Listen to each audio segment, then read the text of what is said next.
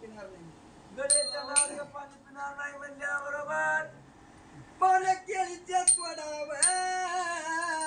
आणि काळी काळी हराळीची लावू आणि हरळी लावल्याबरोबर त्याचा दुरानं बनवा त्याचा दुरानं